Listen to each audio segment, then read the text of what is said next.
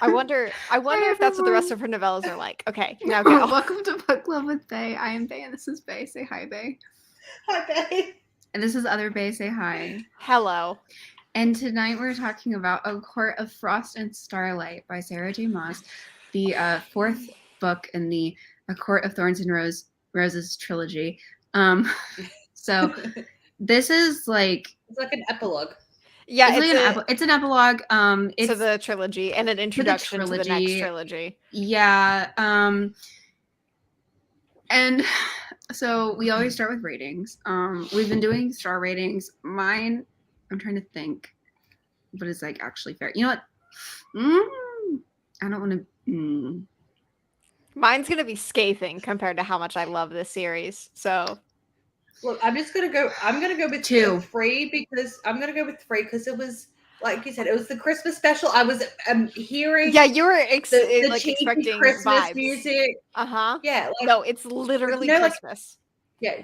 Every single cookie cutter Christmas movie. It's a Hallmark movie. The exact same. Yeah, it's just a Hallmark all have the movie. exact same soundtrack. I was hearing that in my head this whole book, and so it was a comfy cozy. For me, it's a 2. I'm a 2.5, but on Goodreads I round up to 3. I don't know that I would put the 2 on Goodreads. Because it's not quite that, but it's not. But yeah, it's and I'm curious how we would feel about it if this was literally if this was, for example, a Jenny book. Oh, if it was a Jenny book, we'd be like amazing, 5 stars. Because here's the problem.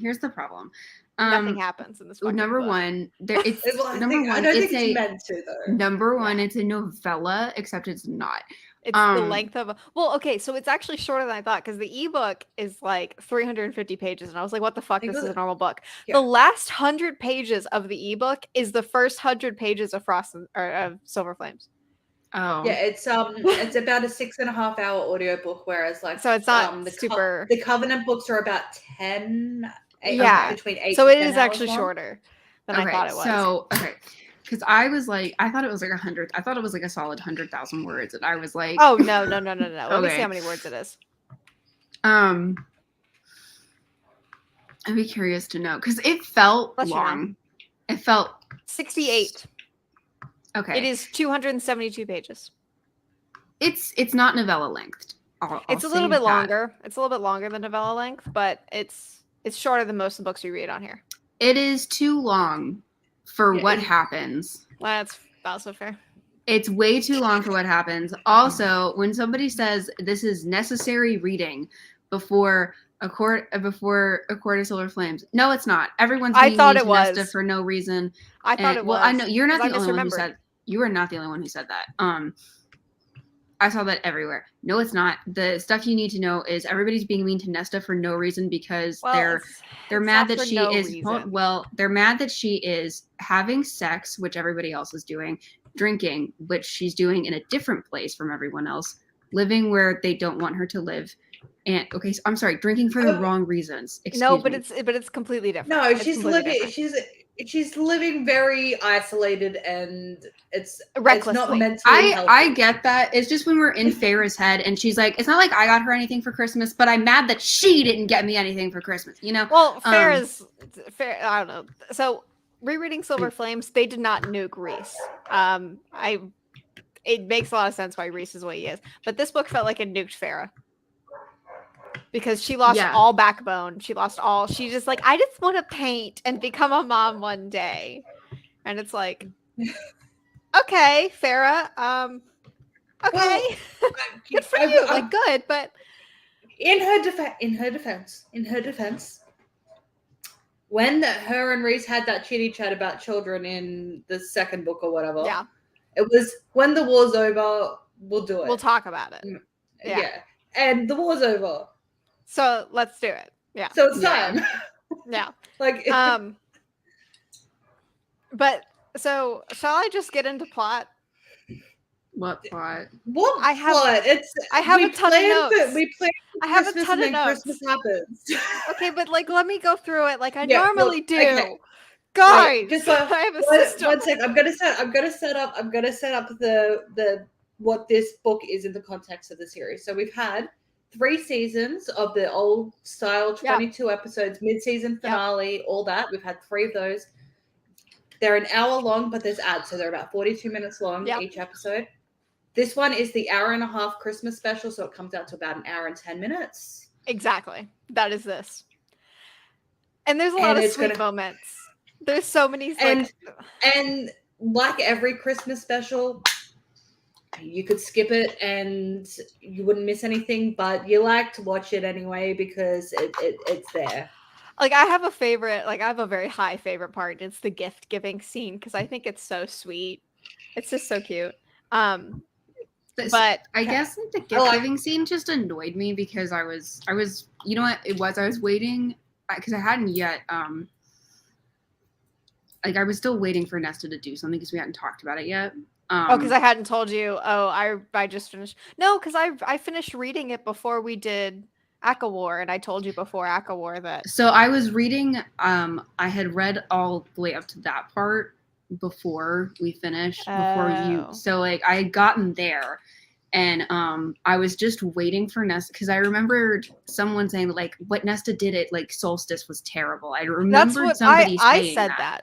Okay. I said that because I thought so, because I had this memory. Because even in Silver Flame, she's constantly what I did at Solstice was really fucked up. Right, yeah. And I'm I mean, you showed up because... She didn't do anything. She showed up because they paid her. They paid her to show up, and then she sat there quietly and left. That's it. That's all she did. Shit. So I was sitting there waiting. That's a lot of shit. Yeah. I was sitting there waiting for her to I don't know, give Feyre the business or whatever, say something spicy. Whatever. No, she does worse than Silver Flame. She does so much worse. Oh. Yeah, the very beginning. Yeah. No, I'm not talking about the very beginning. I'm talking about. I haven't read any of it yet. So. I know, but I'm talking. I know. The big reveal. Oh yes, that's really fucked up. So she does really fucked up shit next book, but not. She didn't. This book. She didn't do anything this book. No, she was just okay, I really don't care. Will you pay my rent if I come to Solstice? Cool, okay. Look, and I am not gonna be hating on Nesta for her behavior in this book because I get it. They were in the middle of a war. Last book, in the last stuff, she didn't necessarily have time to be. She started off being mad at what's happened to her, but she's also I don't know what the fuck's going on. It's all settled now. Yeah. Her dad's dead. And he's like, I love you. I'm going to captain the Nesta. And she's like, oh my God, I guess I'm his favorite. And now he's dead. Yeah. And next book the explores trauma of all of thinking she was going to die. Yeah. Her and Cassian were about to die. They were they were dead. They just didn't know it yet. But then they weren't dead. And she's got trauma, and now she has time to dwell in her trauma, and she's also probably realized that she's been an absolute bitch of a sister for her baby sister's entire life, and she probably has issues with that too. Yeah, she's going they had a really sweet moment in the last book where it was I honestly didn't actually realize that you couldn't read. You didn't know how to read. Yeah, you were illiterate. The only beef I have with Nesta is because of personal family shit that my family's gone through my entire life of being used and abused for money. So that's why I'm Nesta, you really that ticks me off because of personal experience. The only reason why that doesn't track for me is because they're literally royalty, and also we're in fairyland where capitalism doesn't exist, and still it's still I don't know, it really rubs me. It's not as though Elaine has a fucking job. It's not as though anybody else actually has a fucking job. Feyre is just painting, and but Nesta's spending $10,000 a night. So that's what it is she's spending copious amounts of money on doing nothing, and she has a job.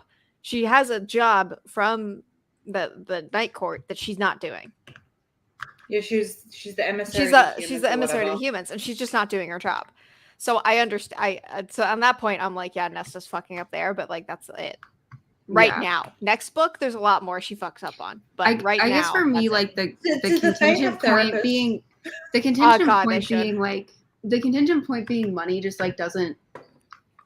This is like a world building issue I start to have starting in this book, and then it kind of irks me a little bit more in next book because like when they were doing the tithe in spring, that made sense to me. Second, like when they were doing the tithe in the spring court, it made sense to me, and like I was like, okay, that tracks with like the amount of the population you've shown and like the level of development we've seen and stuff like that.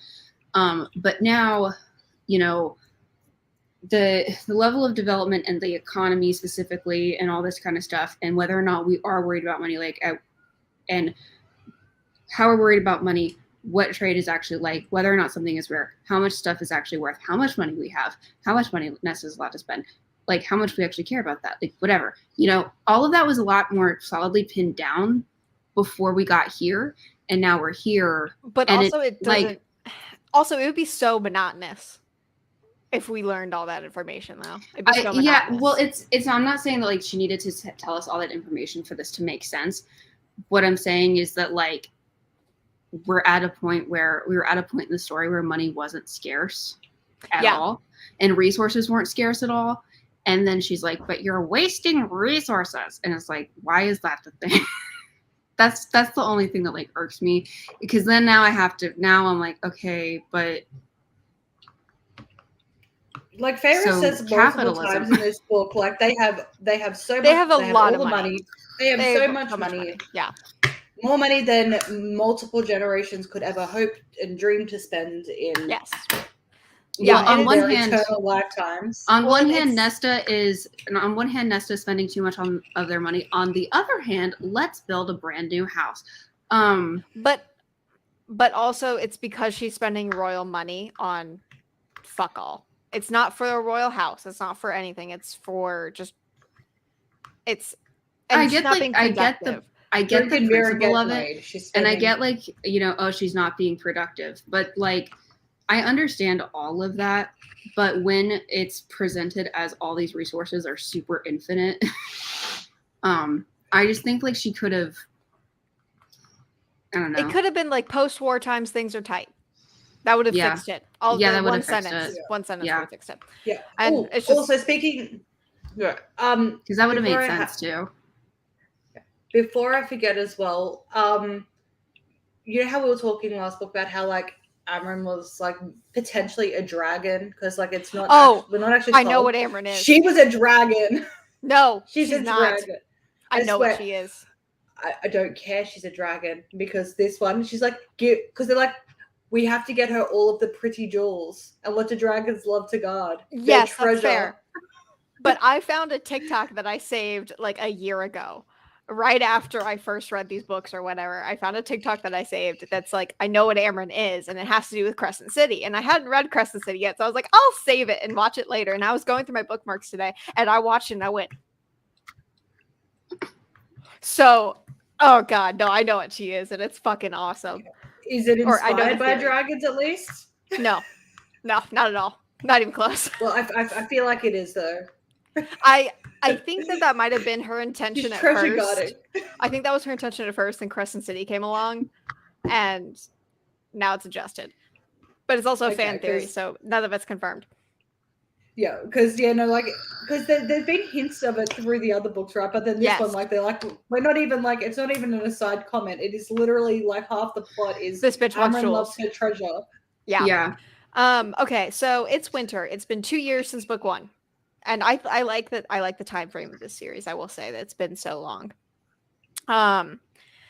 It's been around 4 to 6 months since the last book. It's not entirely clear. We know that the war was in late spring, early summer. Mm-hmm. Now it's December.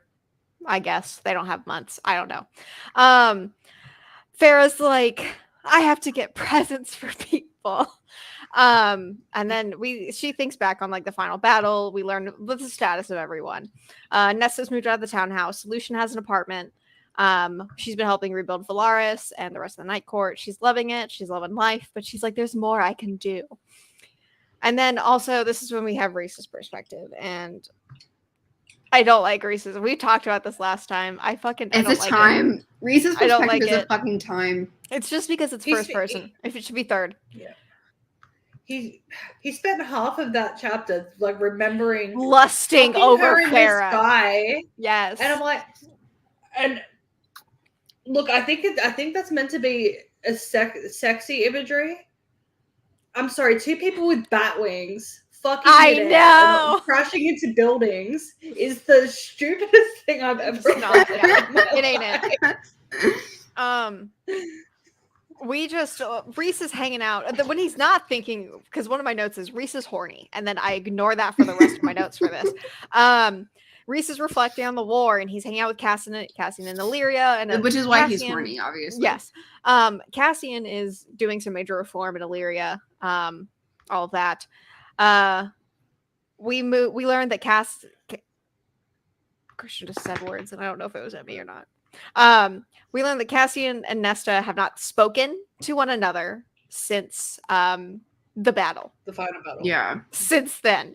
And, shall I remember? Shall I say again what happened?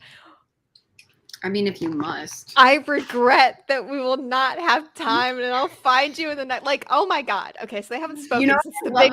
Okay, here's what I love about that. And that's screaming Cassian. What I love is that like all of that drama happened, and like, in very not movie fashion, they lived. Also, and so now they have to be like, oh crap. Also, I'll go ahead and tell you, Mara, they never talk about that conversation. They never yeah, you're right, they don't. They never do. They never we still got 2 more books. We still got 2 more books after. Yeah, but they're not going to be about them. No, it's not about them anymore. They're going to be happily married on a corner somewhere. Yeah. They never talk about it. They have eternity to have that conversation. But I want it on screen. Yeah, I need to have that. I have questions. But Reese is like, all right, Cassian, we're going to spend Solstice as a family. You're coming home. And he was like, all right. Then we have Cassian third person POV. He's just flying around. He's flying around and he thinks about the blood right. And he's trying not to think about Nesta. Very important for the next book. And then we go to Farrah. She's just side note, like in parentheses, everyone's horny this book. Everyone's horny and sad. Except for Reese and Farrah, who are horny and happy. I don't think Elaine is horny. But she did get a personality. I disagree. So just okay, there's a bonus. So I told you about bonus chapters, right? Yeah. So I sent her whatever direction I pointed, and it points to her. I sent her the bonus chapter for Silver Flames. Just wait. I'll send it to you before stream next week. Fine, I'll rephrase. Elaine in this book is not overtly horny. She's not overtly horny, yes. Actually, no, the bonus chapter gives no spoilers. Okay, I'll just tell you what happens in the bonus chapter of Silver Flames. So it's Azriel's point of view. He is giving Elaine. Oh, that's right. They're starting to vibe, aren't they? Oh, next book, TJ and I have a rant for you. Okay. About our insane fan theory. Okay. That better be true because I'm kind of here for it. Anyways, so it's Azriel is giving Elaine her solstice present because it's a year later from right where we are. And it's a necklace, so he like ties it on her back or around her neck, and then she turns around and he's like, I want to fuck her against a tree. The Christmas tree, that is. And it's like really explicit, like him fantasizing. It's of course it is. But the man, like, I swear that man is probably the most imaginative of all of them because he is the quietest. Yeah. I'm so ready for his book. Whoever he ends up with, I'm so ready. I think he's out goth daddy. I feel like he is gonna be a fucking freak. But him and Elaine almost kiss. Like they are like about to kiss, and then Reese goes in his head saying, Azriel, get your fucking bitch ass up here right now, or I will kill you. And Azriel's like, fine. So he goes upstairs, and Reese is like, you're not seriously, like you must be insane because you're not seriously about to kiss my wife's sister with her mate sleeping upstairs and could have walked in on you at any point. You know, in the Autumn Court, he can challenge you to a duel for the death if you kiss her. And Azriel's like, I was just like, okay. He's like, I'm not really worried about that, but okay. Azriel would win. And Reese is like, I know, but it's the optics of the thing. And then he's like, and then Azriel says, you know, the cauldron gave my 2 brothers 2 sisters. Why shouldn't I have the third? Like, why isn't it like that? And Reese is like, I don't fucking know, but it's not our business. So he goes and flies off to the House of Wind, where he sees a character that you'll meet next book named Gwen, who is the other potential love interest for Azriel. So, don't worry, after next book, we have even more lines to okay, well, connect. Oh my god, I can't wait for our derangedness. I have of so you much and I to going say. through that. Yes. Yeah. Okay. I can't wait. That fan theory, and then also there's another like chart I want to show her, like of the possible Lucian / Azriel love next interest. week. I think we'll have to allot like extra time so we can go over everything that you guys have been like refraining. Everything we haven't been able to tell you. Yes. Anyways, Farrah wants to buy a gallery. She also we learned about Fae periods. Honestly, I was not prepared for Fae periods. Now that you I forgot about that. You bring that up. A year. Like so, they're like dogs. They only cycle twice a year. But it's like actual human births. Yeah. Yeah. It's the way it's described is like you're about to enter the pushing stage of labor pain. Yeah. I would genuinely just if I had to go through that twice a year and not get a baby at the end of it, I'd be look, you need to knock me up as soon as I give birth so I never have to experience. Yeah, we also Fae periods are apparently they happen twice a year. And their pregnancies are also 10 months. And their pregnancies are 10 months. So but also the Fae periods are apparently so painful and like you can't get up, you can't do anything. Farrah just had her first one 2 months ago. Screaming, crying, throwing up. Like it's awful. Okay. For days. Why do we do this? Because she's Fae. Because periods? Why do we period? Does it take? Because he didn't knock her up. To shed the lining of a Fae uterus and or like other parts of female anatomy? No, I guess still just a week long. Does it have to be more intense? I don't know. Because you're shedding 6 months. It's only twice a year. What narrative purpose and or sexy time purpose does this serve? So we learn about them so we get the pregnancy idea in our head. I'm only okay with worse periods if they have a narrative. Look, he says he's only okay with worse periods if they have a narrative purpose. We learned that Reese will change her pad for her. Yes, that was the narrative purpose, actually. Just for that, I guess. No, not really. No, it was honestly it was to prime you to be okay with periods. I guess because she assumed do they have period sex? No. But she assumed, I guess maybe because Sarah J. Maas assumed that like if we didn't hear about periods before this, we would just assume that like periods. Well, she obviously doesn't. If we don't talk about them in great detail, she obviously doesn't have periods. Yeah, like right? I don't know why it was necessary, but you know. Yeah, I don't know, but I will. Sure about his periods is to ask her about them in great detail. I've lost what I was going to actually say now. It's okay. They're like, yeah, I don't know. I guess because everything else is more like the food's more intense. Everything is the beauty is more intense. Everything is more intense, and I guess with the good also comes the bad. Yeah, I guess. Okay, so that's what I was going to say. That's what I was going to say. Otto, I'm gonna preach. Yeah. Look, like I've been through labor. I've been through really intense labor and everything. Even with that pain, because there was no shame left, right? And if the pain during this is as described as like you don't have the luxury of having shame anymore. I still feel like I would have enough shame where I would be like to my husband, you do not know you will get literally anyone else to come and change my pad. Yeah, right. Literally anyone else.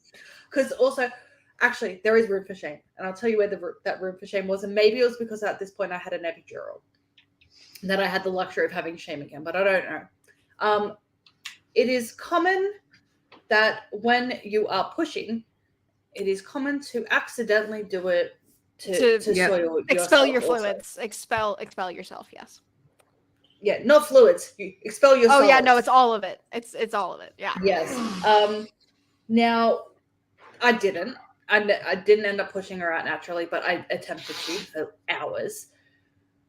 And in my head the whole time, I'm like, I don't. This might have been part of the issue. I was like, don't. Like just I've already told Christian, I was like, it's a possibility, and he's like, I know, it's fine. I will stay up here. I won't go down there. And I was like, but I'll cry. And he's like, I don't give a shit. You're giving birth.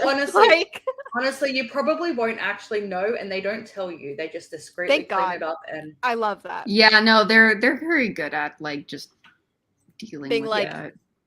Yep. Yeah. Okay. Anyways, from what I've been told, they don't tell you. I know that I didn't do it because I didn't actually. They don't want to deal with your reaction anyway. Yeah, also, here's the thing: you can't stop yourself anyway because it's the same muscles.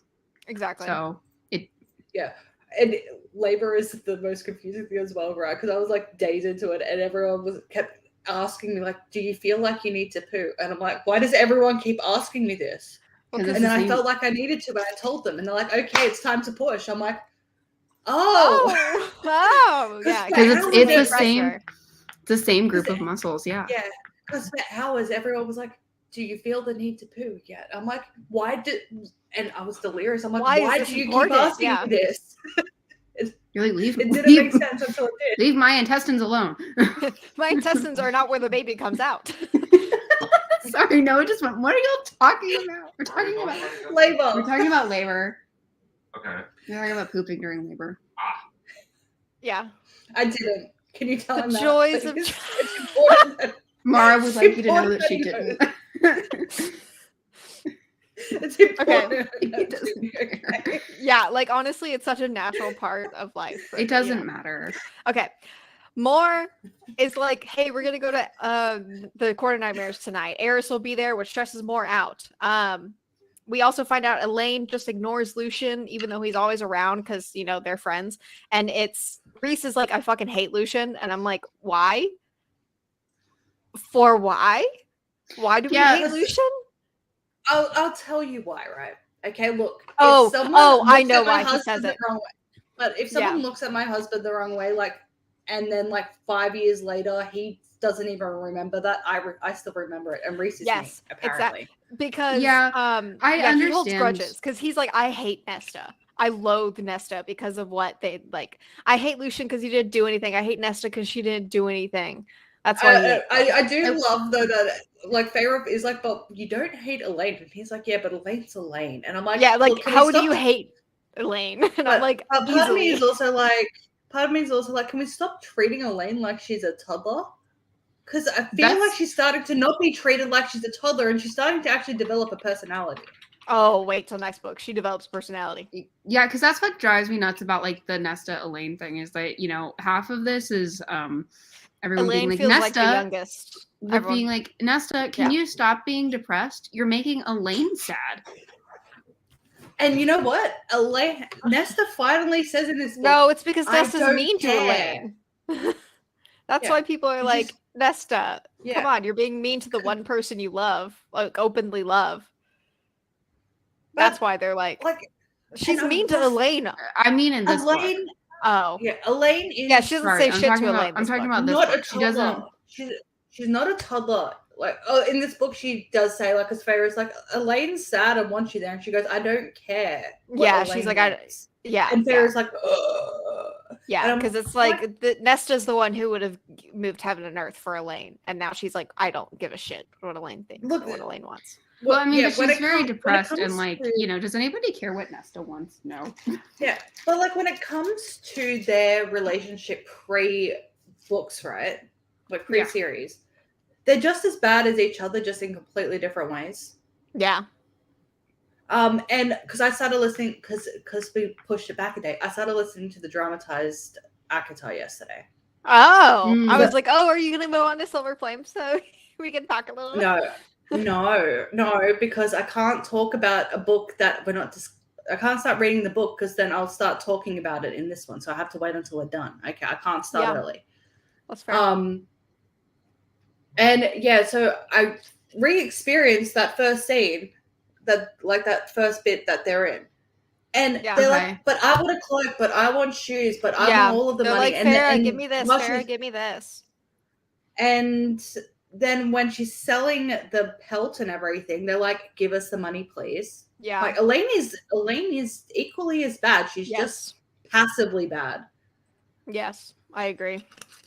And I don't think it's fair that she gets a free pass because she's a toddler while when she feels like a 14-year-old girl when she's supposed to be older than Farrah. Elaine reminds me of Jack. Yes, I was just thinking the same thing. Yeah. And I don't know if it's like no, because Jack is actively annoying. Elaine has never been allowed to have a personality. No one will let her have one. I mean, in the way that like she gets treated by other characters, like like Jack was a very special boy. Elaine is a very special girl. Yes. Yeah, just like because everybody, it seems like Elaine have a much more dignified death. And I don't know if this is purposeful on Sarah J. Maas and the author's part. It might be. It reads like it is because of how people react to Elaine, but it seems like everybody sees Elaine and like immediately is like, I must protect it. It'll die if we don't take care of it. And then she goes and stabs the king in the throat. Yes. Well, like even the Surreal calls her a doe because it's like that. She's a female deer. She's just very skittish and dainty and Yeah, but like the second like that they weren't hovering over her coddling, she freaking saves the day, doesn't she? Yeah. Well, and next book she gets a backbone. She does. But she needs to get a backbone with Lucian. Is all I'm saying. Is she needs to figure her shit out with Lucian because it's really annoying. My boy deserves better. Well, Lucian actually, because I was interested to see how she handled that because, like, you know, we're several months out, and like, I don't know, Feyre kind of, we're in Feyre's head, so Feyre agrees with Feyre, but the text doesn't agree with Feyre. Like when Feyre's kind of making fun of Lucian, she's like, what are you, like a band of misfits or something? And he's like, actually, I do live on the island of misfit toys and you can go fuck yourself. Oh my god, like, good for you. I saw a rage TikTok about that scene, and that was like, so when Farrah goes and finds her newfound family, it's fine, but when Lucian does it, he's fucking stupid. And I was well, because Feyre wants it to be her, but also they're like, if Elaine's not going to be like, I'll be with you, I think the best place for Lucian is literally anywhere else. He literally physically can't be around her. Like it causes them, I assume, pain because it's with the males and their mating bond, it's a lot more intense than it is for the women. Yeah, so I can only assume that it hurts him. And not just that, but it also makes Elaine's life much more difficult because of the bonus scene you were just telling me about as well. Like if she wants to, she's obviously a person, she wants Azriel. Then she can't do that if he's there because he's there, and they will have to fight to the death over her, and that can't be pleasant either. Because also, I don't feel like at least at this point, she doesn't hate him. She just doesn't want to be with him. Yeah. Well, she doesn't know him. She refuses to speak to him. Like she won't get to know him at all. And I don't know. It's been like 7 or 8 months since she's been made. And she's been much better for like 5 of those months. Yeah, like they've got eternity to figure it out, but I just hope we don't have to wait that long. God, I know. Anyways. Because Reese is like, you should paint. And she's like, but there's so many things to paint. They go to the nightmares. Oh, did you see the thing about how like Farrah just glamours her paintings? Yes, that's fucking amazing. That's my canon. That would make sense. Because we were actually, I don't know if you noticed, in somebody else's head where Cassian's head, and Cassian was like, her paintings are just so amazing. I don't know how she does it. So we have from somebody else's perspective that's not like Nesta. Yes. So yeah, I think she glamours them. But more, I don't know if we're gonna get a more book. I don't feel like we would. And I feel like we will. I hope we don't. Plus, I already know I hope we don't. I don't think we need one for her. But we have her perspective in this book a few times, and she thinks about when Eris broke off the engagement, because Eris is getting a redemption arc starting this book. And then at Nightmares, they're like, don't invade the human lands. Bye. Illyrians are mad at the Night Court, blaming them for the war. Rhys is worried about human queens. Vasa is chilling in the human lands. Curse suspended for now. Lucian visits often. Lucian is like, I'm going to go to the Spring Court for Solstice. And Rhys is like, okay, I should probably visit Tamlin too. And we learn the Bryaxis is still running free. Cassian. And I love the zero fucks they give about it. They're like, we should probably find him. They're like, yeah, but he's fine, right? Sure, he's fine. Like, let him have some fun for a bit. He's been locked in a basement forever. I know. They're like, sure, he's a shadow that eats souls, but like, I don't care. He's our bud. Yeah, he's our pal. He helped us win the war. So, Cassian meets Emery. Is that her? Y'all that listen to the audiobooks, is that her name? Yes. I think something like that, yeah. Okay. Yes, yes, that is. I just wanted to make sure I was pronouncing it right. She meets Emery. So Emery is a really, really, really, really, really big character in Silver Flames. Yes. So remember her. Her wings are ruined because Illyrians do that to their women. Is it Amori? I think it was Amori. It's Emery. It's Emery. Okay. From memory, I thought it was pronounced the same way as the 100 character. Oh gosh, hang on. I'll type it in chat so I can. Okay, it's then, Emery. Yeah, Emery. Yeah. Okay.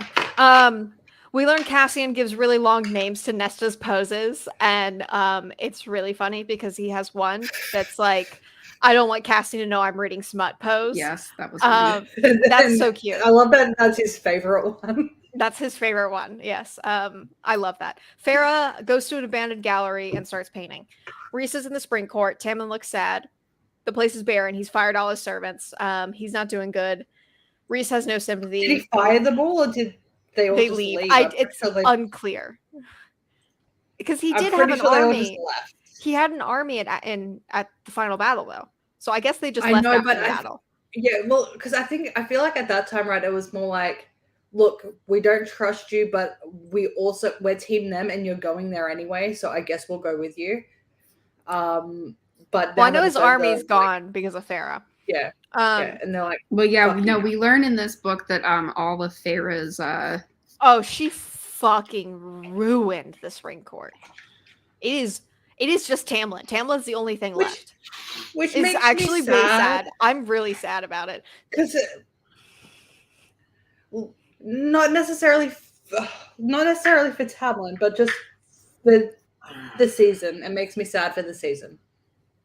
Because it is the happiest of the seasons. Yeah, right. It's supposed to be. It's when all the baby animals are like, born. You know. Okay. But we discovered that Fae have been sneaking into human lands and doing bad things. And Tamlin's like, I can't exactly enforce my borders because I don't have a fucking army because of your wife. And Rhys goes off like, you deserve what happened to you. He realizes Tamlin's really depressed and wants to die. Though is like, given that like it is. Given the scale of what actually happened as a result of like Farrah's espionage. Yeah, look. I think you know. I will say as well, like, because she was like, I'm taking the court out, and I'm like, look, long-term implications of what he did to you and what you did to him. I'm just saying it's like a little uneven, and you're gonna Farrah that sort of like thing. really. Yeah, he's like, look, I'm going to lock you in a house, and she goes, I'm going to literally ruin your life, your entire life. Yeah. Which I feel like the best revenge in terms of what he actively did to her was just being with her Reese. Best life. Yeah, just her being with Reese. Although he did side with all him siding with Hybern and the sisters getting turned and everything happened before she fucked everything okay. up. But we have also agreed that objectively, if Reese had done it, it'd been hot. Yes. And if it would have been hot if Reese had done it, then it's a wash. And also, Reese isn't referring to that when he says you deserve everything you got. He's referring to him locking her in the house. Yes, that's it. Well. Which he should be referring to him like siding with Hybern, but he's not. He's referring to him locking a door. You know, and that's also, like and all she needs to do to get revenge is to do what she's doing, which is being married, being high lady, and the sisters becoming Fae is for the best. At the end of the day, it's for the best. What are the downsides? Give me a downside. Give me one. There are none. Well, Elaine doesn't get to marry marriage doesn't happen. Oh, who gives a shit? Yeah, I know, right? She loved him. Okay, it's gonna take her a minute to get over it. She knew him for maybe 2 months. Like, let's put that into perspective. She knew him for maybe 2 to 3 months. Anyways, is completely irrelevant. How dare you? I know. So, but Reese realizes that there's no wards on the property, which means that Tamlin wants someone to come in there and kill him. Which makes me wonder, what would happen if the High Lord of Spring, with no heirs, died? I'm wondering if it would transfer like the monarchy, where it would go to like his second cousin thrice removed. I guess it would, like, they would just have to find some guy. Yeah. Anyways, Farah is like, Cassian. Well, the power gets chosen. Yes, it does get chosen. So I guess it would just transfer to some random guy. And like, can you just imagine, right? Like I don't know, you're a distant relative of Tamlin. You're going about your day. And then you're just sitting there eating your fish soup or whatever, and then like you get the tingle, and you're like, "Ooh, what was that?" And you're like, do you even know? I must go to Blackwoods and start a coven. Yeah, it's like that. Yeah. Okay. So later, this is a really cute scene. I love this scene. Farah's like, Cassian, what did you bring into my house? And he's like, solstice decorations, and it's described as like just branches of a Christmas tree. So, like, just a bunch of pine. That's it. They get drunk and decorate. Azriel gets home and is like, what the fuck did you do to this house? So he tries to set it up, and everyone else gets there and is like, Farah, Cassian, who said y'all could get drunk? Literal boughs of holly. It might be. It's something like that.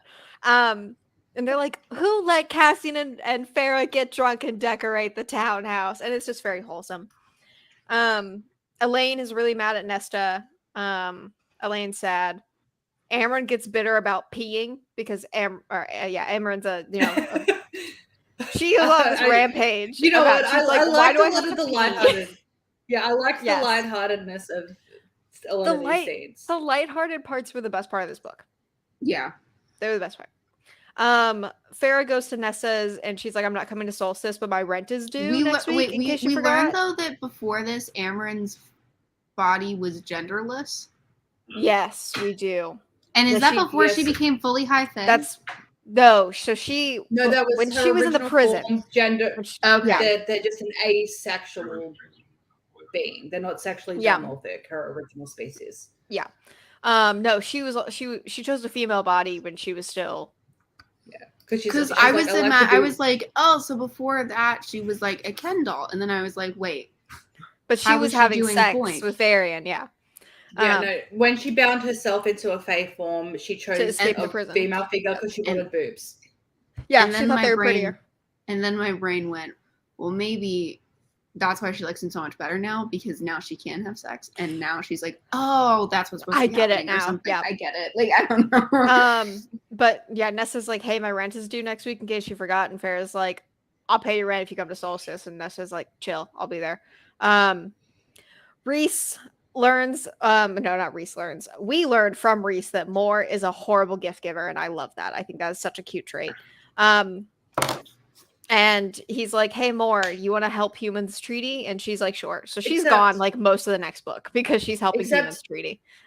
Also, though, her gift, at least the one that the one she gives Feyre, isn't awful. I wrote down every gift given. The pink fuzzy slippers. I wrote down every gift given because I thought it was great. Excellent. Feyre can't figure out a gift for Rhys. Also, he can't figure out a gift for her. It's a whole thing. She goes to the abandoned gallery to paint, and Rhys is like, "You're weird," and he's like, "You can buy this place, you know that, right?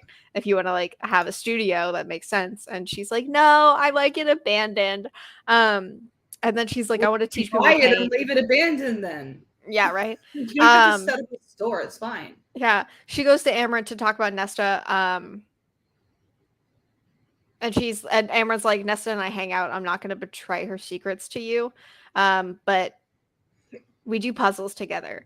Because Amryn is now a puzzle junkie. And it's so cute. Then the Bat Boys talk about Illyria. Whatever. I actually really liked that scene between Amryn and Feyre. I did too. Because I kind of liked watching Feyre get really indignant and be like, but I'm important. But I'm the high lady. Like, and she's like, great. Don't give a shit. Okay. She's like, cool. Then go talk to your high sister, you dumb bitch. Like, yeah, what? right. So it's Feyre's birthday and solstice now. She's really hungover because they all got fucking drunk last night. Rhys gives her birthday presents. Lucian's here. Him and Feyre and Elaine are like hanging out in the main area, and he's like, I just popped in. I just came to pop in for a minute. I just wanted to drop off Feyre and Elaine's presents. I love you guys. Bye. And it's very sad. He goes back to go see Urian and Vassa. He has the found family conversation, and Feyre's judging him. And he's like, well, you ruined my previous home and my best friend, and I can't be with Elaine without being depressed. So it's the only place I feel like me, because guess what? I am a double outcast. I was outcast from on court and now spring court. But I hang out with some humans. But I actually like that they're my friends. Yeah, I love it. I love that he stands up. Yeah, I like that, and I also like that she gave him that, Yeah. And I like just the injection of a different perspective. And then I like this part. I mean, can you just imagine if he didn't have like a place where like people were like, "Hey, bud, it's great to see you." Hi, Lucian. Where I am. Can you imagine how sad he would be? And scream, "Hey, Lucian," every time he comes on screen.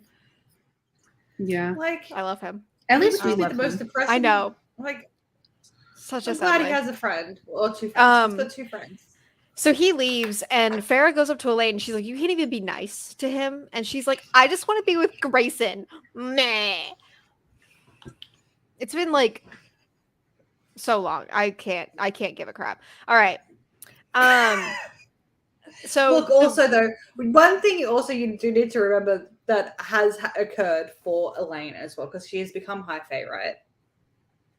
And because I have listened to the scene where Alice is explaining how the lower Fae, like all the fairies and stuff, they typically can breed easier. They have short, like their childhoods sit on par with humans, etc., like in length. Whereas a lot of High Fae children are not adults until 75. That's true. Their children for 7. So she went from having you wait 10 years and they're pretty self-sufficient by 10, but like you still got to look after them. But then you got another few years and then they're adults and you're done raising them. It's done. She went from like a 10 to 15 year commitment to a century-long commitment with each child. Elaine? If she ever breeds. If Elaine has children, her children will not become adults for like near a century. Yeah, that's true. So she's not just mourning Grayson, she's mourning the life she could have had. Typically easy fertility. But how good would that life have been? Valaris is gorgeous. I know. However, I'd pick being a High Fae. I cannot imagine. I love my children. I love them dearly. I cannot imagine raising them until they're 75. A century to become people. That's fair. That's very fair. 'Cause, Okay. Like I've been doing it for 7.5 years, and it takes, and I'm exhausted. I'm exhausted. I couldn't do this for 10 times this amount. We learned that every year the Bat Boys have a tradition where on solstice morning Oh, they I all love go. this. I love this. It comes back. Don't worry, you'll see it again. It's very cute. And Farrah's just like, have fun, I guess. Bye. Like, bye. Have fun getting drunk and having a giant snowball fight. That's what they do. The Bat Boys every year for like 5 centuries They build go snowboards. and have a snowball fight, and it's the cutest thing. Azrael wins for the 199th time. Good for him. Present time, she makes a birthday wish. We don't know what it is. Azrael gets Amryn diamond earrings. Cassian gets more lingerie, which we love. That's, and she's like, I picked it out. And I just told him to go buy it because he would not have picked something good. And yeah. Nesta shows up. Moore gets Azrael towels with his initial on it. Elaine gets Nesta. Just because this is kind of like a bit like set up for the next book, this part is a tiny bit. Yeah, being in Feyre's head is actually kind of interesting because Feyre invites Nesta to Solstice, and then she gets there, and then she goes, "Oh, crap! Nobody got her anything." Because Feyre, they didn't think she was going to show up. Okay, but like she still didn't get her anything. Like not even like a just in case. Well, not Elaine even got like, her something. Well, and I'm talking about Feyre because that's who. That's who's head I'm like. Feyre is the one attending. Yeah, Feyre's the one who extorted her into attending, and then didn't. No, she didn't extort. I guess you there was extortion on both sides. There's extortion on both sides. It was mutual extortion, But so Feyre is like, I'll pay you to attend, okay, but also doesn't get her anything. Yeah, she should have gotten her at least smut. Yeah, and now Nesta gets to sit there watching everyone exchange gifts and be merry, and Elaine is the only one that's like, "Oh, here you go." And even if Nesta wouldn't have shown up, Feyre wouldn't have gotten her something anyway. Yeah, no, like I said, Feyre. Do you not like? No. Anyways, because the rent money is not her present. No, and Nesta is also just being very recluse during this. Moore gets not Azrael. Oh God, could you imagine if she got Azrael silk boxers? He'd cry. But Moore gets Cassian silk boxers. Does he know at this point that she's gay? No. Okay. So I don't think he explicitly knows at all. Because she got to the last book. At this point, no, because Feyre has a lot of internal monologue about like she still hasn't said anything. No, but I think at the end of Silver Flames, they still haven't talked. I know. That's not fair. I know. It's sad. Like even if she doesn't say I'm gay, she just needs to say like, look, I love you as a friend, but like she needs to just have the conversation. You and I are never ever going to happen. Yeah, and it's gonna be really hard, and it's gonna break his heart. But like, it's been 5 centuries. I think it's time. It can't be worse than letting him pine over you for 5 centuries. I think it's time. Farrah gets Amryn a puzzle carrier, like a mobile puzzle carrier that's bejeweled, and she like flips the fuck out. Cassian, Azrael, and Moore and Reese get paintings. They all are like, oh my God, they're wonderful. And I'm like, are they? I don't know. Amryn gets Farrah an illuminated manuscript, which is really cool. Azrael gets her paint. Cassian gets her a sheath. Elaine gets her brushes monogrammed with her initials. It's cute. And then from Moore, a pair of fleece-lined slippers. Bright pink fleece-lined slippers. Lol. Lucian gave them a ton of booze, which I think is cute. He got Elaine enchanted gardening gloves, and I thought that was such a sweet gesture, but Farrah's internal dialogue is like, she hates them. And I was like, but that's so sweet. I don't know why it's a bad gift, but okay. I don't know. Because you're like, well, she wants to feel the sweat. And I'm like, who wants to feel the sweat? Yeah, Yeah, no, I love gardening. I grow food. It's a thing.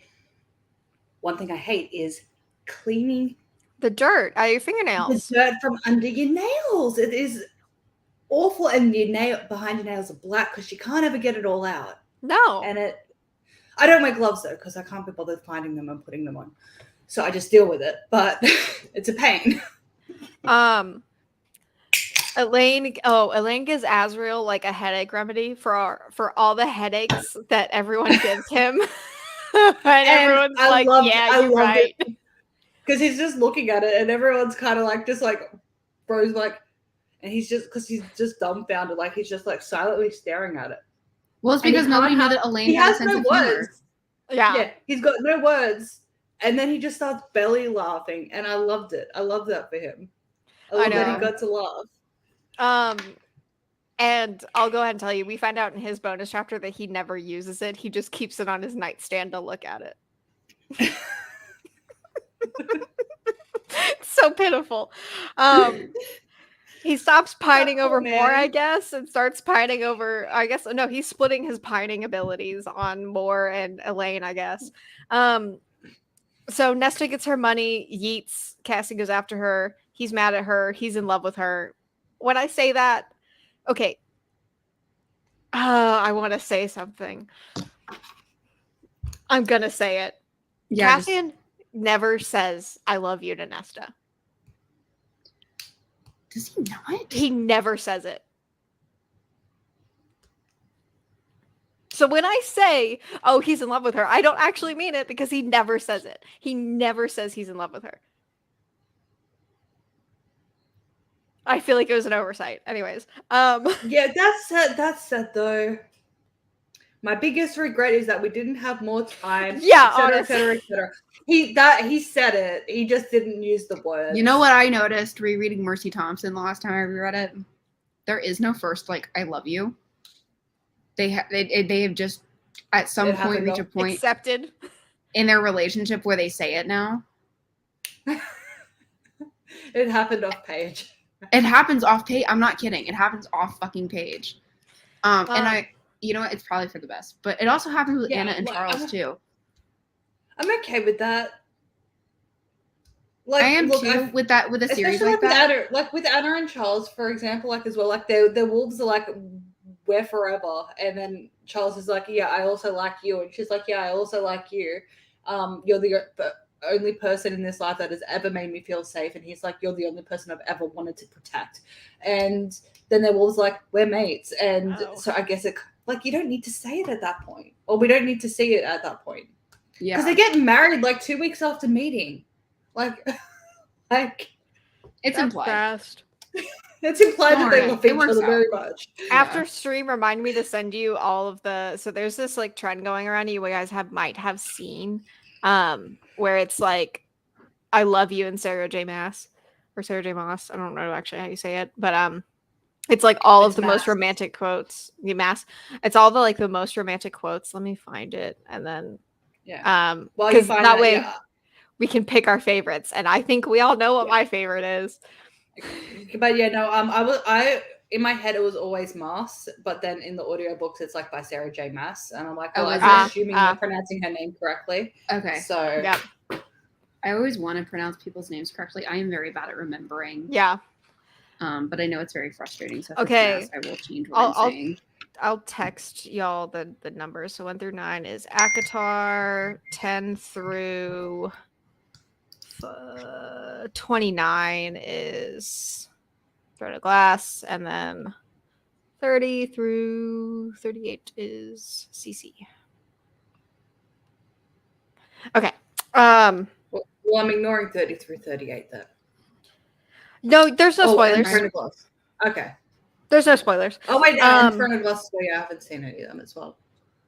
There's no spoilers in these quotes. It's just as out of context as the I will find you in the next world, the next life, and we'll have that time. I promise. That's the only quote on the page. And you're I don't know who said that. So there's no spoilers, so you can check it out. Anyways, back to my notes page. I've been wanting to send that to y'all for a while, and I just remembered it. So yeah, Cassian goes after Nesta, and he's like, "You could try." She's like, "I just don't care enough to try." And She looks at him like he's nothing, is what his perspective is, and they get into a fight, and he throws her present into the Sidra. Yeah, that's right as well, because he had gotten her a present, and he's like, I didn't want to give it to her in front of everyone, because he's in love with her, and he never says it. Yep. And he didn't want the public rejection if she hated it, and was scared, and all that stuff. And one thing that just, like, I was actually getting really frustrated with everyone else in this book. Not so much, a little bit Cassian, because it's also like, you're a dum-dum. But everyone else, because Nesta she's drowning. Yeah. And they're all just she's having a very hard time. And they're just like, oh, she's just doing somersaults on the bottom of the ocean. It's like, no, she's stuck down there drowning, and someone just needs to throw her a freaking like life raft or something. Like, she's not having fun down there. A court of silver flames. Like, throwing Nesta the life raft she does not want. Oh God. The beginning chapter. I won't say more right now, but the beginning chapter I get so angry. The beginning chapter makes me so angry. See, and it doesn't make me angry because I have more anger towards Nesta at this point. The beginning chapter, it's them being like, "Hi, it's time. It's time to get over it." Yeah, someone just needs to pick up and slap her across the face and be like, "Stop it." And that's essentially what chapter 1 is. Yeah, excellent. I understand why it makes you angry. It makes me angry. Not like I understand where your anger is coming from. My anger coming from like a different spot, and the way that like the characters handle it. Yeah, no, it could have been handled me better, off so much. Cassian handles it the best, and he's the one that needs to handle it the best because the rest of them are no longer main characters. So yeah. We're almost at my notes. So they kind of had Reese in that first. Feyre and Reese in that first. Oh well, Reese the entire time is so mean, but you learn why he's mean. Like, he has an okay reason to be pissy all book, but Feyre and Reese in that first chapter, I just want to throw them into a fucking ravine.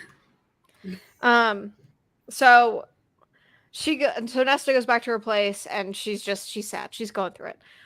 We go to Farah. Reese tells her his mother made all of her gowns. She gives him her next gift, but we don't know what it is yet, but it's easy to infer that she wants to have a baby. So they try for a baby. The one sex scene in this book. They try for a baby. Reese reveals that he bought them a burned down estate in town, and he's like, build a gallery, build a room for your sisters, build a room for my brothers, and build a nursery. And it's that scene. I love that. Yeah. I love it. The build a nursery, Farah.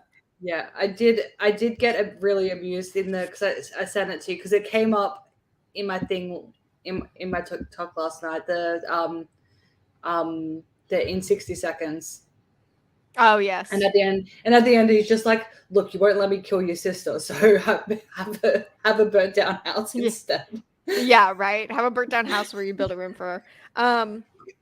Then Reese goes to the spring court. Tamlin is big sad, and Reese is like, "Live. Please live." And that's that. It's not out of any kindness, but I like it. Yeah, one thing that amused me so much in the Tamlin, because the Tamlin scenes are actually just like, they're pathetic and they're sad, right? But I am just like somewhat amused though, because like when Reese goes there the first time, like, Lucian's already there and he's out hunting, and Reese is like, "That's right, because you don't have anyone to cook food for you, so I guess you eat freshly killed raw animals now." And then when he comes back, there's a dead deer or something. Yeah, he's like skinning a deer, and he's like, your dinner is dripping on the floor, by the way. And it just amused me that Tamlin now just has to eat raw meat because he doesn't know how to cook. Okay, he needs to figure out how to cook. Let's be honest. Just boil some, like, if you don't know, if you're scared of setting a fire in the kitchen, just poach your food, right? Just like boil some water and chuck the meat in. That's all you need. That's all you need to do. I don't think he's scared of fire. I think he wants to die. That's all. Tamlin's like, my life has been absolutely ruined. I'm ready to just yeet. I don't want to yeet myself off a cliff. So it's just gonna have to happen. And Reese's just like, literally all you need to do is just accept that she has a mate. and I know. move on. And, So, and like, also, that's like, it. just be a good person and get your court back. Like, you could get them back. Like, if you just stopped yelling at everyone and locking your girlfriends up, people would be fine with you. Oh, and stop destroying the house every single time you get a my little God, bit stop destroying the house every time you have a temper tantrum. Like, next time you feel like destroying the house, just go outside and yell "fuck" into the void of the air, and then just walk back inside. It's just fine. you get yourself a scream cup. Satisfaction. Do you guys have a scream cup? No, I don't. I don't have a lot of rage, so I feel like this stream is the only way I get any like my minute. Because I don't get mad. I've probably gotten mad like 5 times in my life. Yeah, I feel like even the I way don't that get mad because I recently reread Twilight, right? Oh yes, and I can't remember. It must have been in Midnight Sun, but I can't remember. Midnight Sun or Breaking Dawn, I think. When Edward gets mad, he goes outside and rips up trees and then puts them back in the ground where they belong. I feel that would be me. He picks up trees, throws them, and then he's like, "Oh crap!" and then goes over and gets angry. the tree and puts it back and puts the dirt back where it was. If I ever like broke something in anger, I would immediately put it back together and be like, "I'm so sorry." So a scream cup, I feel like that would be more productive. It's like screaming into a pillow. But if you have a cup and you just like scream into, if you have a good seal around your mouth, you scream into it. It doesn't make a lot of. It doesn't make a lot of noise. The cup also helps calm you down. Yeah. Mm-hmm. It was very cathartic. I learned this from one of Noah's work friends. Wow. Okay. I will keep that in mind next time I feel the need to. Because I do get angry. Yeah. I'm just so mellow. It's just to a fault. I'm mellow to a fault. Yeah. Where like things should piss me off and I'm just like, I don't have the energy. I don't have the wherewithal to get angry. Like I said, probably 5 times in my whole life I've been angry, like actually angry. It's wild. All right, 4 more bullet points. More is riding a horse. That's it. That's all I got. I didn't know we had horse. Oh, right, we do have horses. That's right, we do. There are stables. Like I'm not gonna lie. I had the same thought. And why is she riding a horse instead of winnowing? Because she likes the feeling of traveling to the place she's going to, as opposed to just going. I guess. Okay. It's a dumb reason though. Farah gets the abandoned gallery gifted to her and wants to open a teaching business. The blood rite is about to happen in Reese's perspective. Happens once a year. They're literally just talking about it because it's important later. And then it ends with Farah teaching people to paint, and that's literally the book. My note on Farah note on Farah becoming a teacher was, well, she's not a very understanding person. This might not be the best profession for her, because like it comes from her just being like, Nesta didn't get me a gift. I don't want to get her a gift. Fuck her. And then she's like, so I'm gonna be a teacher and teach poor kids how to paint. And I'm like, yeah, I don't know. I mean, look. Before this book, right, like I really enjoyed Farah as the main character because like she doesn't make dumb decisions. This was a good send off because now I don't want it. This was usually like the main issue with female main characters is they're dumb. Mm-hmm. They always make the wrong choice or the stupid decision, and she's like, no, I'm gonna be a conniving bitch and make every correct decision, and she does it well. And then in this book, she's like, oh. Yeah, no, my sister, the Puritan, because effectively, like, Nesta and Elaine were effectively Puritans when they arrived, right? Yeah. For want of a better term. The Puritan is now sleeping around and getting drunk, and she refuses to eat, and she won't talk to anyone, and blah blah. And how rude. That is all of her emotions towards Nesta in this book is how rude. Instead of in this my sister book. is drowning. Yes. And yeah, I'm glad. In next book it gets better. That we're not in her head anymore. It does get better next book because like Farah and Nesta will actually like talk. Good. So yeah, This book also suffered from this book also suffered from kind of like emotional, some like whiplash a little bit, you know, where they were sometimes trying to deal with like the really sad Nesta stuff, and then it would be like, but anyway, let's get drunk with Cassian and decorate the house. Right. Like, it was weird. Well, the other thing about that whiplash was that, like, you know, one of those scenes about them getting drunk was right before or after one of the scenes where Feyre in her head is like, I can't believe Nesta is sleeping with people and getting drunk. And then it's like, so I'm hungover. And I'm like, wait a minute. Yeah. And and like, I understand that the point there's a difference between like, I went out and had a good time with my friends, and then like, and I'm getting drunk to oblivion every like night. My brother's an alcoholic. Like, I understand that like those two things can be true, but in storytelling, you know, there's just ways that like framing is just it's also obvious that Nesta's not an alcoholic. She's not an alcoholic. That's not how she's framing it at all. She's just drinking and partying, and it's the partying part that Feyre's having a problem with. Mm-hmm. And where she's partying, and they're like, there's no slums in Valaris, but she's picked the slummiest area. Yeah, so that's your preview for Silver Flames, I guess. She lives in the bad part of the city of dreams. Yeah, you know, so but like I'm like, apparently there should be a bad part of the city of dreams. Right? But if there's a slum, she lives in it. It's the furthest away from the townhouse. It's just the location is far away as you can get. Also, since we're about to do Crescent City, I'm probably just gonna go ahead and reread it because I'm so excited. I read this book 2 months ago. And I'm about to read it again. I didn't realize it was only 2 months ago that I read this book. Shit. So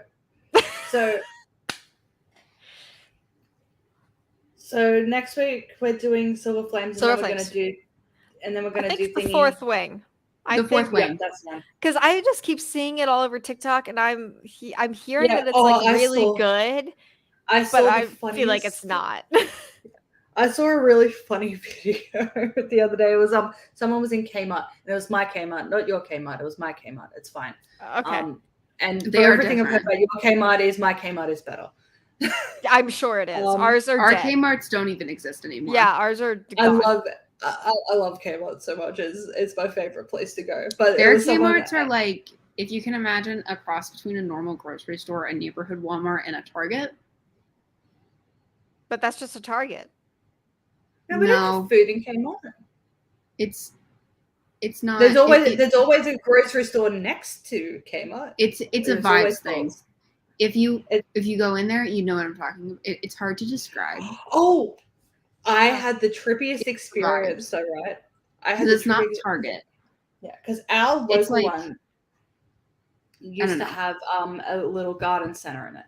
And they've blocked it off now, and now it's just like the excess stock that they then bring out. And I've always hated it. I'm like, why did they close that off? Because I loved that little section. And then we had to go to a different Kmart to pick up some training wheels on Christmas Eve. And I went because they were out of stock at our local one, so we had to go to a different one. And I walk into that one, and it was the exact same store, just slightly bigger. So it was kind of like Uncanny Valley, because like what would have taken like 3 steps would take me 4 steps to walk type thing. So it was just slightly bigger, but the layout was the same. The kids' clothes were in the exact same spot. The women's clothes were in the same spot. The books were all in the same spot. See. Everything. And I'm walking through, and I'm just like,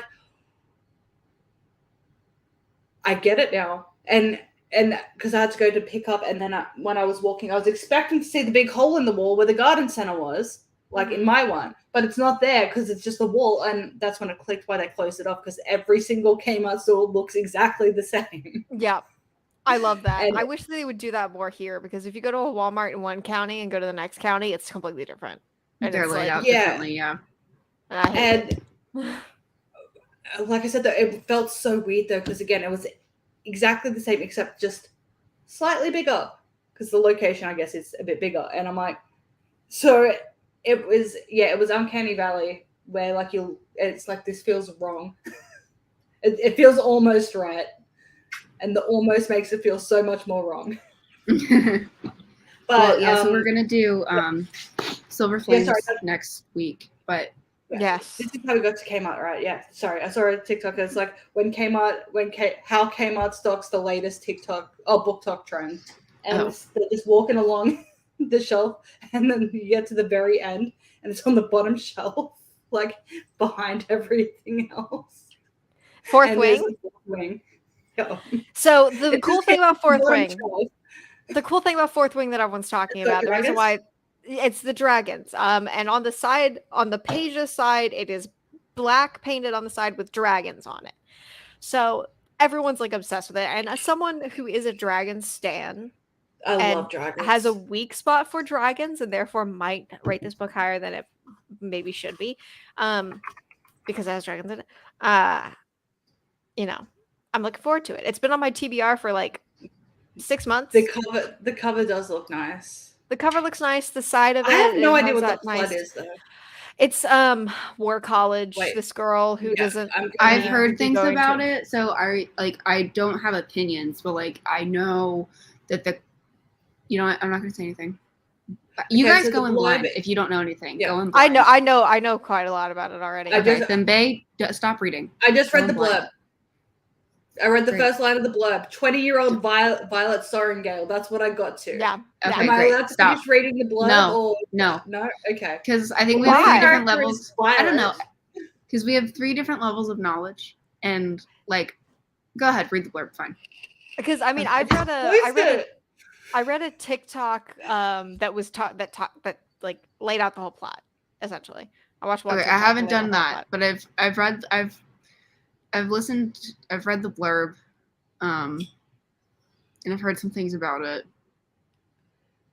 Yeah, no. So now I know that all I know now is that there's dragons, and it's 20-year-old Violet and Sorrengail. That's all I know now.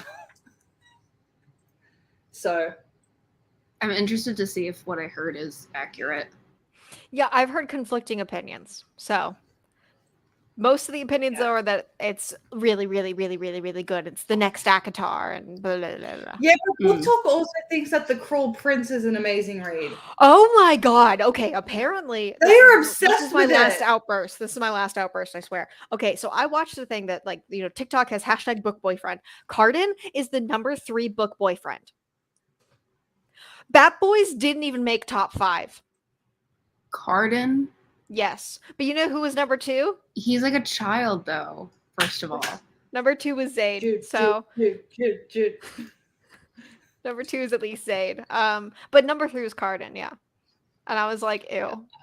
I have seen as well. For why? Book Talk hates From Blood and Ash as well. And I'm like, that is literally her only good book. I know. Like that's what's crazy. That one book. That's what's crazy. I think it's because they don't like the series. Like, I've heard that it was like start strong, but like, you know, I think that's what it is. Well, yeah, because the first book is amazing. It's incredible, and then it just continuously goes down. And I've also heard that, like, you know, people say, well, From Blood and Ash, like the first book is like, you know, they're like, oh, that's like, you know, fantasy romance, and I'm like, no, it's just a book. It's been so long since I've read it. I don't know if it's romance fantasy or fantasy romance, honestly. It's been so long since we read them. The first one is more fantasy based because their romance is slow burn. They don't get together until the very end. And they don't even get together at the end. No, they don't. No, they don't get together until the end of the second book. Well, they have sex at the end of the first book. The ending has like some wild stuff happen. It like kind of falls off the rails. Well, it's because it's the first of, you're not a human, you're a this, and then you're not a this, you're a this, and then you're not a this, you're a fucking primal god. Yeah. It just goes off the rails. Yeah, but you know, every single, like, you know, like, if you like this, you'll love this. Every single one of them involves the Cruel Prince, and I'm like, yeah, right. And I'm like, we hated The Cruel Prince. Everyone loves it. The same, like, he has a tail. He has a tail. I feel like all that needs to be said is he has a tail. The tail's not a deal breaker. It's just that, like, and the fan art of him's really hot. I will say, like, it's really nice. Yeah, but also maybe it's because we weren't looking at. But also, he's a teenager. Like, I can't. That's also true. And it's also, I also don't like the bully to romance trope. I cannot get it. I can't. I've tried a couple of them. I cannot. And that's what this bully. Is. It is. I intend to kill you today. Yeah, and not in an enemies to lovers kind of way. It was just. I'm also a sadist. The romance is definitely not the plot of those books anyway. It's also that the romance isn't good because they suddenly make out and he fondles her with his tail. Yeah. Like it was not good. Look, there are extra body parts that I can cope with in tails or romantic fantasy, whatever. But if you have a tail, you leave your back tail. You do not replace your front tail with your back tail. Is he not blonde? No, Cardin's not blonde. I always imagined him as blonde. He feels blonde to me. He's dark hair. He has like dark hair. And like I said, his fan art. Oh, guys, I have so much fan art to share with you guys as we go through the mass first. I do not imagine him as having dark hair at all. I always imagine him as having blonde hair. He looked. I don't know what fan art you're looking at, because all the fan art I'm seeing is he looks like a drag queen. What? I'm gonna share my screen right now. So there was one I saw earlier that he was just. No, actually, I'll just send the link to this. There we go. Open image. Here we go. So this is on the wiki. This is the one I saw earlier that I was like, okay, yeah, no, I hate that. The one that I sent you is like, okay, yeah, I like that. It's okay. I also don't know what the appropriate kind of tail for a love interest is, because I just saw the tail, right? I'm like, oh, that's right, it's a lion's tail. But like, I feel like a cat's tail would also be awful because it's fluffy the whole way. But a lizard tail is scaly. What kind of tail does one give the love interest? I've read like a dragon romance book. Where I have one on my TBR. The Dragon Bride book, is that the one? I think so. It was good. And I'm waiting for something awful. He has a prehensile dragon scaly tail. And nothing terrible happens. It's just like, because he's scaly everywhere, so you know.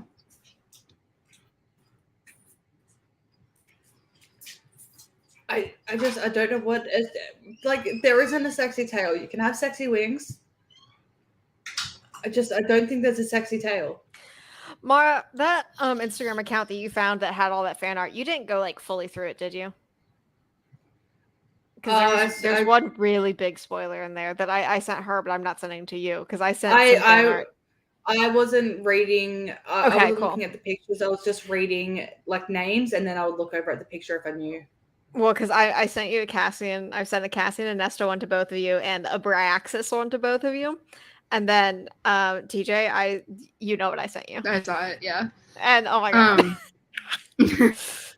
Yeah, I sent you that Nesta and Cassian one. Yeah, that Nesta and Cassian one is adorbs. Yeah.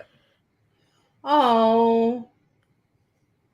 I don't know why I'm owing the Bryaxis, but he's so cute. He's like a little puppy. Except giant and scary. But I would be terrified if I came face to face with that thing, by the way. But I have Crescent City faces for when it's time. I'm purposely leaving this like far away. And then I have some Throne of Glass for when it's time as well. Okay. Excellent. Well, this has been like 6 books. This has been mostly, of course, The Court of Frost and Starlight, but also kind of The Cruel Prince, kind of From Blood and Ash. We didn't talk about House of Night that much. It's kind of a victory. You know, I think we have found a series that is as fun to talk about. And I feel like other series is going to start getting compared to Akatoya. Oh yeah. I hope I hope you guys continue to have fun when we go into Crescent City. Throne of Glass, I really don't know if we'll have fun talking about it. Because the beginning ones are kind of nothing burgers, and they're her first books ever, so like they're not nearly as good. They're still good books, but like they're not nearly as good because she doesn't have as because when she released ACOTAR, she had like 7 or 8 books under her belt. So yeah, and we've even seen how much better it all got. Yeah, I've just sent you guys a thing of it's just like picture memes that I saw. I have a list of things that I found yesterday. I'm like, I can't just flood you guys while you guys are sleeping with all of these. You can. My phone goes on do not disturb. It's fine. Okay, well, I guess so you can just you can just like you just do it. Yep. Excellent. It's actually less disturbing for you to do it at night because of my phone. That's true. Yep. That's totally true. Because there's times like when we're like quickly doing something like back and forth that my phone's just like ding, ding, ding, ding. And I'll be like, good. I will say, and I'll be like, I'm fine. There are times where you can mute a text conversation for about like I think you can mute it for like an hour. Yeah. Yeah. I'm not gonna lie. There are some times that I've done that because like something's happening, but I'm in the middle of like the thing. There have been times when I've been like reading at the kids' school or something, and my phone just starts going. I'm like, no, I can't right now. Dad, guys, go to sleep. Go to bed. And we're like, but we're up on TikTok. But anyway, So next week that's what we're doing. I'm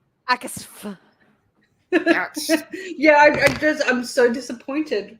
I know we had like ACOTAR, we could have had ACOWAR, we could have had Saf, we could have had Silver and Flames. Silver and even if it's meant to be Silver Flames, it could have worked. It could have worked. So you know what though? It's a good thing that ACOTAR was the first one. The first one, which kind of is like, okay, so if you're gonna write a book, make sure that the first one has a good acronym that you can say it like as a word. Yeah, that or if the series has its own name, because I know a lot of series have the first book be the name of the series, but a lot of series also have their own.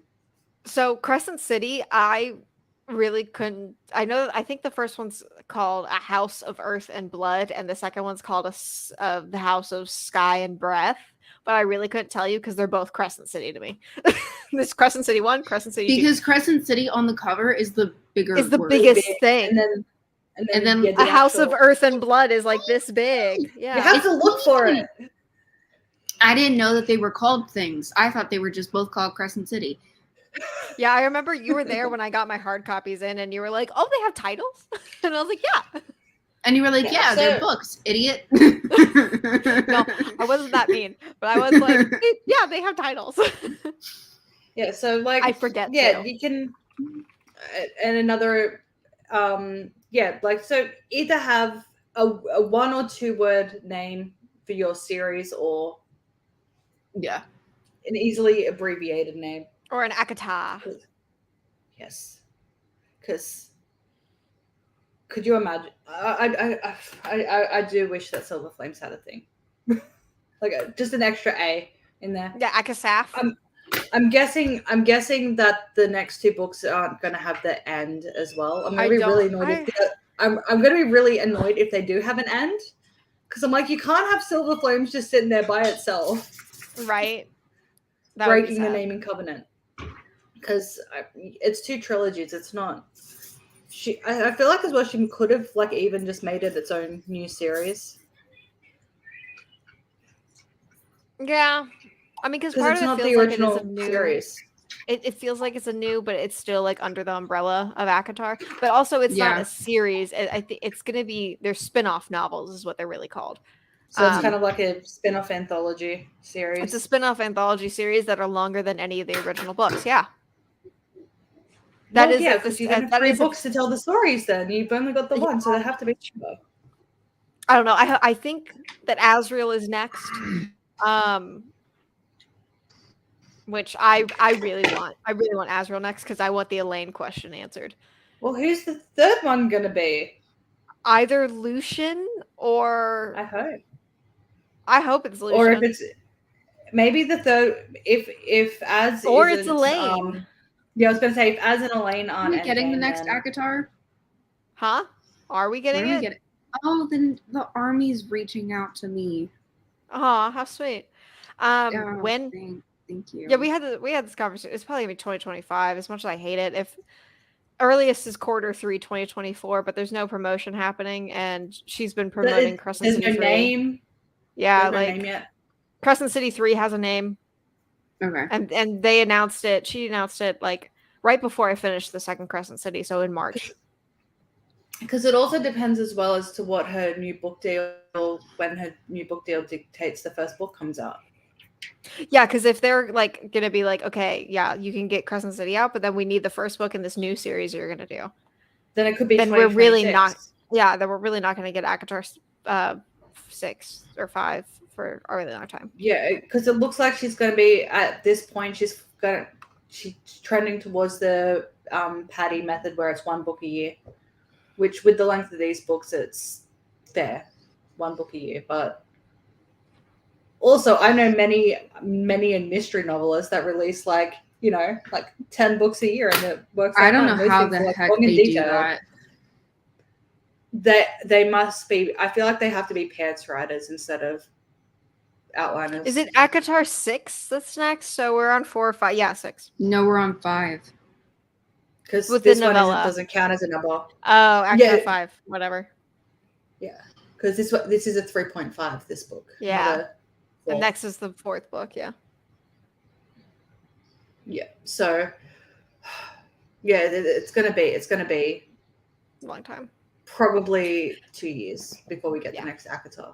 Which is depressing, but we'll have Crescent City to hold us over, and Throne of Glass will take us like 2.5 months. So. I feel like we might have to have like a mid. Well, in my head, also Throne of Glass in my head has become Tog, which is annoying. Yeah, because I don't like that because it's swimmers. So Throne of Glass, every book gets progressively longer. The first one's like normal length; it's like 350-ish pages, and then you just kind of add like 50 pages on every time. Part of me is dreading Throne of Glass a bit. One, just because of the sheer length of the series, but two, I've seen so many videos as well where it's like where like it's comparing reading ACOTAR to Throne of Glass, and it's like high speed like vocalization while you're reading ACOTAR, and then it's like effectively like Feyre trying to read in the first book when you get to Throne of Glass. Throne of Glass is entirely different. It's more similar to Crescent City than it is to ACOTAR in the way that it's set up, where you have a lot of different people's perspectives. But it also does not jump into the story as fast as ACOTAR or Crescent City. You don't really figure out what's happening until book 2 or 3. And you don't meet the real love interest till book 4. And it is a 7-book series. You don't meet the love interest till book 4. They don't get together till book 5. They're separated in books. Oh no, book 6 isn't even in her perspective. It's like a side jaunt with the side character named Kale. So then, and at the end of book 5, there's a big cliffhanger where they're separated. So then book 7, which is like literally, I think 1,000 pages or some shit, is that's the one I haven't read the last 2, but I know the reason why I haven't read book 6 is because I know it's in this guy named Kale's perspective, and I don't give a shit about him. I literally don't care. So it's very different, but also a lot of people think that it's better than ACOTAR. I don't agree, but we'll see. I guess it also just depends on personal preference as well. Then. Yeah. Because if you're in for the romance and the love interest doesn't rock up until book 4, there is zero smut in this series. Yeah, it's book 4. She has other love interests, but yeah. Real one's not till 4. Okay. Woo, ACOTAR! All right. Sorry, I just found another video I saved to send to you guys. So we'll be doing again Court of Silver Flames next week. Then we'll be taking a break and doing Fourth Wing, and then we might take another break before we dive into Crescent City. Oh, I think we should definitely take we'll another do Crescent break. City. We'll do Crescent another City break, and then we might have to do a mid series. We'll have to do a mid series break. Because but honestly, we could just tackle more book talk books. It's been fun. I'm having fun. I love book talk books. I have been saving all of the book recommendation videos, and I'm like, I actually need to like start actually doing I kind of like this instead of going back to our backlog of old books. I'm like, let's do this instead. Did you realize that May 1st came and went? The Squeakquel came out, and we never talked about it. But we'll have to go read the Squeakquel. I know, we have to read the Squeakquel. Mara, you don't need to read the Squeakquel. Or Squeak. Okay. Addendum to next week. I want to. A Court of Silver Flames and the Squeakquel. And TJ and I talk Squeakquel? Yeah, we'll talk the Squeakquel. Okay, cool. Okay. Amazing. That'll be the beginning. The Squeakquel. It'll take about like 3 minutes for us to be like, oh my god. I might read it right now. I might go read it right now and start Crescent City. I just didn't but we will just we'll having cracking on. Tiny addendum, the Squeakquel as well. Okay. I'm so excited. And I guess I'll just like look for more stuff on my phone while you guys discuss. Yeah, right. Is that the one? It'll be fun. Is that the one with like the balloon animals? Yes. Yeah. Yeah, no. The balloon animals. Yeah, you guys, that can be a bonding experience for the two of you. Well, we read it together on my couch. Yeah. The first one. And we read part of it out loud, passing my iPad back and forth until I was like, we can't do this anymore. We just got our laptop out. My laptop out. Well, it was because mine wasn't loading. Yeah, yours wasn't working. But we were like, we have to know. And it was at that moment that my computer decided to stop working. We're like, damn you. The Squeakquel. So, there it is. So that's what we're doing. So we will be doing that next week. And wait. May 31st is when it comes out on Kindle Unlimited. So we will do like 2 weeks. 2 weeks. We will do the Squeakquel when we do Crescent City 1. Oh, Crescent City. Crescent City 1. Crescent City 1, we will do the Squeakquel. Amazing. All right. I'm so glad you guys will get your closure. I know, because it ended on the cliffhanger. Anyway. I did end on a cliffhanger. Balloon hanger, if you will. If you will. Yeah. Okay. Bye. Just end it.